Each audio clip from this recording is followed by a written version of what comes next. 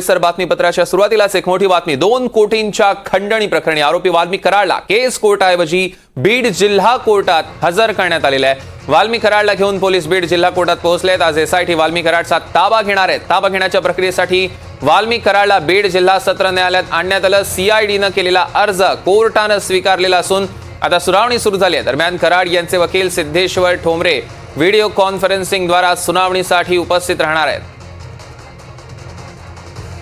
या क्षणाची सगळ्यात मोठी आणि महत्त्वाची बातमी आपण बघतोय। बीड जिल्हा कोर्टात कराडच्या रिमांडची सुनावणी होते। एसआयटी आज वाल्मिक कराडचा ताबा घेणार आहे।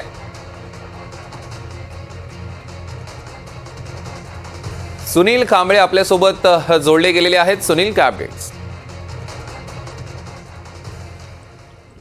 नक्कीच सौरभ, आपण जर पाहिलं तर वाल्मिक कराड हा खंडणी प्रकरणातला जो आरोपी आहे त्याच्यावरती काल एसआयटी कडनं जे आहे मकोका अंतर्गत जो आहे तो गुन्हा दाखल करण्यात आला होता आणि आज सकाळपासून जे आहे हस्तांतरणाची प्रक्रिया जी आहे ती सुरू होती।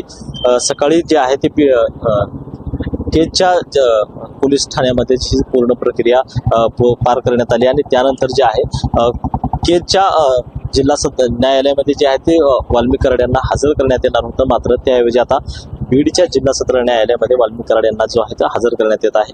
आज जर आपण पाहिलं तर आज वाल्मिक कराड यांच्या संदर्भामध्ये अत्यंत मोठी घडामोड जी आहे ती आजची म्हणावं लागेल, कारण एसआयटी कडच्या अधिकाऱ्यांनी काय तपासामध्ये ज्या काही गोष्टी केलेल्या आहेत त्या आता कोर्टाच्या समोर मांडल्या जाणार आहेत आणि सरकारी वकिलाच्या मार्फत जे आहे ते आता यामध्ये जी आहे ती बाजू जी आहे ती मांडली जाणार आहे। त्याचबरोबर वाल्मिक कराड जो आहे संतोष देशमुख हत्या प्रकरणामध्ये वाल्मिक कराड याचा काय रोल आहे हे सुद्धा या प्रकरणामधून समोर येणार आहे। आजच्या या सुनावणीमध्ये एसआयटीचे जे अधिकारी आहेत ते काही पुरावे जे आहेत ते कोर्टापुढे सादर करतील। त्याचबरोबर वाल्मिक कराडच्या आतापर्यंतचे जे मोबाईल्स वगैरे जे आहेत ते पूर्णपणे जप्त करण्यात आले, त्याची कॉल रेकॉर्डिंग जी आहे त्या सर्व जे आहे त्या आतापर्यंत तपासण्या करण्यात आलेल्या आहेत। त्यामुळं आता आजच्या घडीची महत्त्वाची बातमी घडामोड हेच आहे की वाल्मिक कराड याच्या संदर्भामध्ये एसआयटी कडून कोणकोणते पुरावे जे आहेत ते कोर्टामध्ये सादर केले जातील आणि कोर्ट यावरती काय निर्णय देणार हे आजच्या घडीला पाहणं महत्त्वाचं आहे। सौरभ,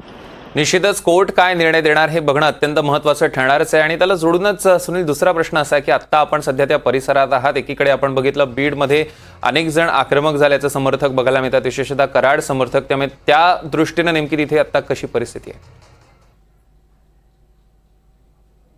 नक्कीच स्वरूप पाहिलं तर काल ज्यावेळेस कोर्टामध्ये सुनावणी होती आणि 14 दिवसाची न्यायालयीन कोठडीत ज्यावेळेस सुनावण्यात आली आणि मकोको अंतर्गत जो गुन्हा आहे तो नोंदवण्यात आला, त्यानंतर बीड असेल किंवा परळी शहरामध्ये तणावपूर्ण शांतता जी आहे ती पाहायला मिळाली होती।